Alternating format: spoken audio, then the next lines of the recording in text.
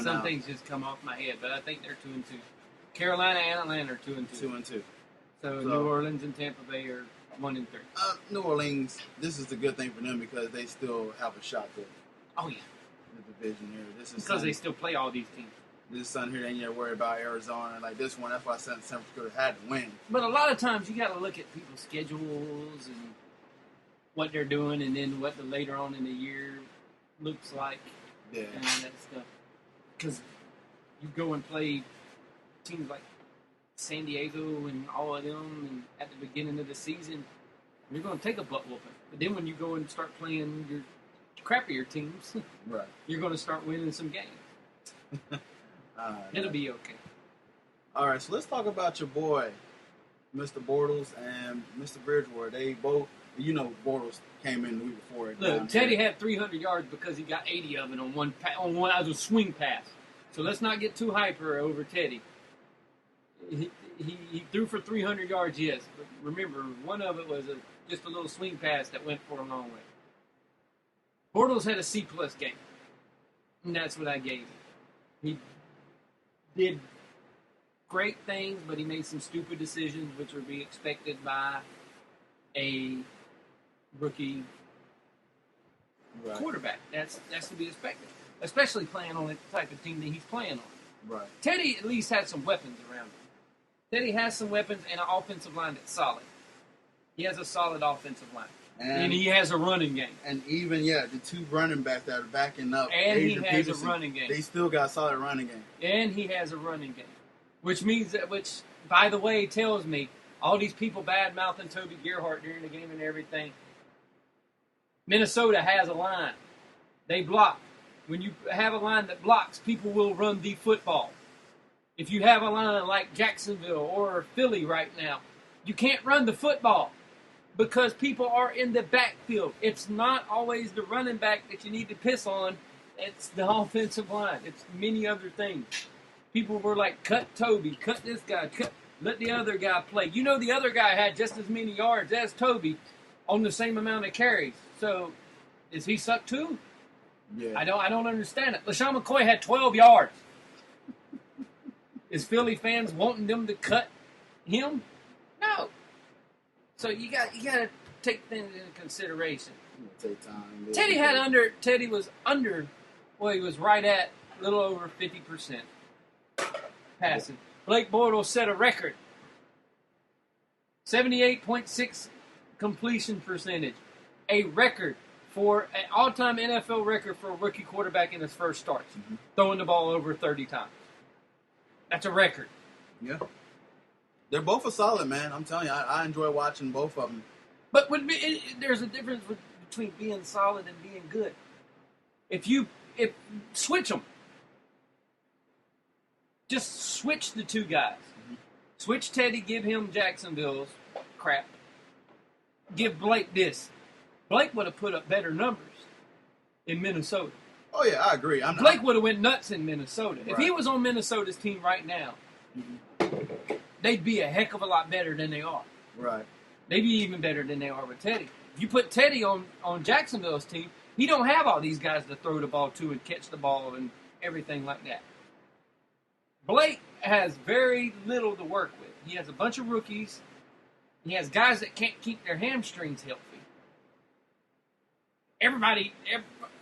Why is it that hamstring injuries and wide receivers go hand in hand? You are professional athletes.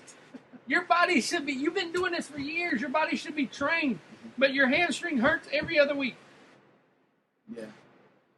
You know what? I'm going to give them their both respects. They did. As far as Teddy, I hear that he has more options. Well, Blake done some crap. Blake done some stuff you don't see. Yeah, I like what Blake's done too. Same with Teddy.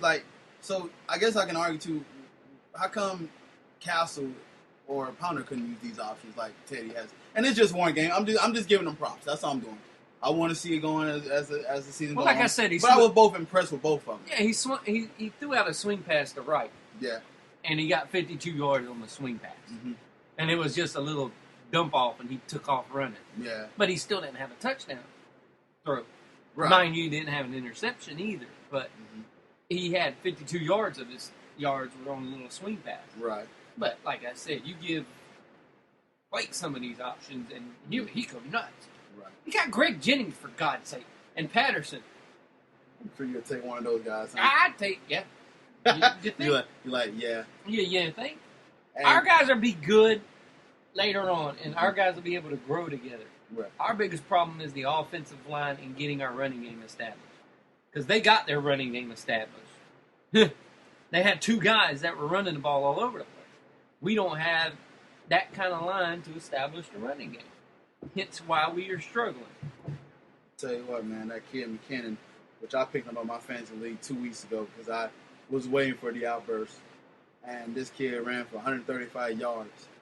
This is a bad kid, man. Yeah, and I tried to get this on the other guy. Matt Asaya. Yeah, I tried to get the other guy. And for some reason, it wouldn't let me. He had 3 touchdowns, so I'm sure Yeah, you would have surely you enjoyed ass. that. Yeah. But, man, Dickhead league. It shows you- Won't let me get people. it shows you a good offensive line that they have. They, besides their running back getting to legal issues. There's a reason Adrian Peterson Yeah. was consistently leading the league in rushing. This is showing you a lot of people can run behind that line. Yeah. I love Adrian's special. Don't get me wrong, Adrian's special. But a line is what gets you there. DeMarco Murray has a line in front of him that has been there for a while and they've gelled. You can't always blame the running back on stuff. No. And that's what kills me here. As a fan, what would you prefer to have, a running game or a passing game? It depends on your conference and your division that you're in, and what style of ball is being played around you. Whether you know you got to get me, I'd rather have a confident defense. Is what I'd rather have a competent defense that can move and switch to whatever type of offense is being played around them. Right. My offense, I want to be able to move the ball and get first down, no matter how they do it. That's what I want from my offense. I'll always need a big play or stuff like that. I want a good offense that can control the game. Be able to manage time of Right, possession. and if you can hit a big play, hit a big play. But I want the defense that can kind of swerve itself into either guarding the passing game, or if you have a heavy running game, they can go after that. If you have a pass-heavy offense, they can go after that. All right. But that's what. There's a reason why I always say defense wins championship, and it's always the team with the better defense. Almost all the time, you look at the Super Bowl, it's always the team with the better defense that's winning the game. Yep. Never fails. It only failed a couple of times when Chicago was there when they took on the Colts, but Chicago had no offense whatsoever. My God, their quarterback was Rick Grossman. They had no offense. But there's some exceptions. But you want that mix. You want the blend. I don't ever want one thing over the other thing. Gotcha. You need that blend in order to be successful. Okay. That's why some of these teams are struggling right now, because they're one-dimensional teams. Right. Interesting. Even Denver's struggling because they can't get their running game to go Yeah, right now, and they're definitely struggling, agree with you. and they're Yeah. struggling a lot of times because they can't get their running game going. They'll build that lead, but the running game is what successfully makes you able to keep the lead. Hence why they keep giving it up, because they get on and off the field too fast in the second half, and the other teams are able to go because they got their defense tired. Very true. But the running game, people can go, well, the running game is becoming a thing of the past. It's becoming not. it's becoming a thing. It's becoming a thing of the past because all y'all want to see is people score. And we're so video game minded now that everybody wants to see all these scoreboards light up and everything like that. You still need that running game. You still need it. All the solid teams have a great running game. But you'll see teams struggle. And when they go up against a good defense, that's when you really see them struggle if they're just a one-dimensional team. Hence, Denver in the playoffs against Seattle. Yeah, definitely agree, man. Heck, they even struggled against Seattle for most of the game. Yeah. It took them to the fourth quarter to do everything. Why? Because Seattle was laying off. Seattle was laying off a little bit. And Peyton, being Peyton, he's able to go in and hit inside when you lay off. And that's why they had that good comeback. But if they would have played them in overtime, I guarantee you they wouldn't have been laying off no more. They would have been right on top of them. There would have been no laying off no more. All right. Let's talk about a little bit of Tom Brady. I know we said something about him last week, but Poor Tom. Rodney Harrison actually said on Football America that Tom Brady was scared to death throwing the football. It was on a radio show. I'm sorry. Because Ryan Macon's in there. As discussed last week, like any cause concern for the past, is it still the same thing we were talking about last week about the what's the problem here? This is not a New England team. This is not, as you see in quotations, the Patriot way. Again, their offensive line is not good. Everything starts up front. Now, I don't give a dang who your quarterback is. If your offensive line cannot give your quarterback time,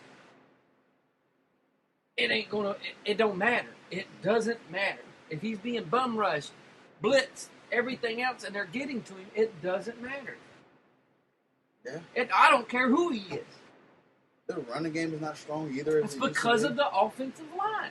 Their line is garbage. They're starting they got rookies. They got 2 rookies. Their line is just not good. Getting rid of Makins was stupid. Yeah, this. But their line, everybody always puts it off on one singular guy as what the problem is. This guy does this. This guy does it. Some quarterbacks can give you a different advantage by being able to get out of the pocket, do this. Tom Brady is a pocket passer. Peyton Manning's a top pocket passer. You get Peyton Manning a shitty offensive line, he's screwed. Same with Tom Brady. They have done nothing to help him with the weapons that he has around him because he has no weapon. He has one. That's it. Edelman is the only person he has, and Gronk. But Gronk is having to stay in and help block because their line is so bad. And that's what people always are quick to go and throw it on one dude. It's not one dude's fault. Yeah. It's a multitude of things. The reason a team sucks is because the team sucks, not just because one dude. And his offensive line is getting murdered. The question I want to ask you, do you think it's time for Belichick to focus more on coaching and let someone come in as a GM? That's a good question. I think it's almost leaning towards Jimmy John. It's starting to get a Jimmy Johnson type feel to it. Yeah. To where he needs to let somebody focus. It's starting to be like Tom Coughlin. Very point. Yeah. Yep. When he was in Jacksonville, because he was doing both. And later on down the road, it started catching up on him. Hence why we let him go, because it started catching up on him hence down the road when he's trying to do 2 different things. In the beginning, it was easy because you wasn't bringing in superstars into an expansion team. You were just bringing in guys that could fill the holes and fill your needs. Luckily, he coached them into being a good team. But it was just, then as it got later on down the road, Tom started to struggle because he was trying to do too much. Yeah. He was trying to bring in people, do this, do that, and his decision-making wasn't very good. So it's one of those things to where maybe if they bring it in, because then he went to New York, Tom went to New York, had those responsibilities taken away from him and won 2 Super Bowls because he's a dang good coach. Yeah.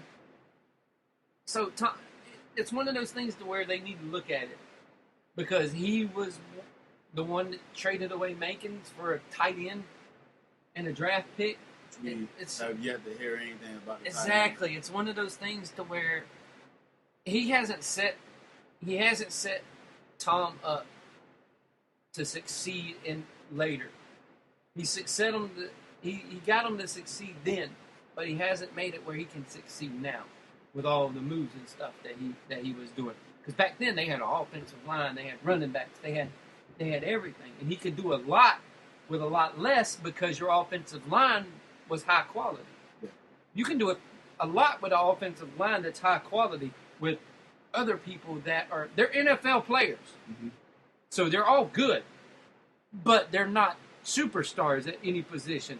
But he was always able to do that because Tom Brady was a superstar, and that offensive line were full of solid, great guys that they couldn't get to him. Yeah. When you can't get to him, a guy like Tom Brady is going to dissect you. Same thing with Peyton. Same thing with all of these guys that have these good offensive line.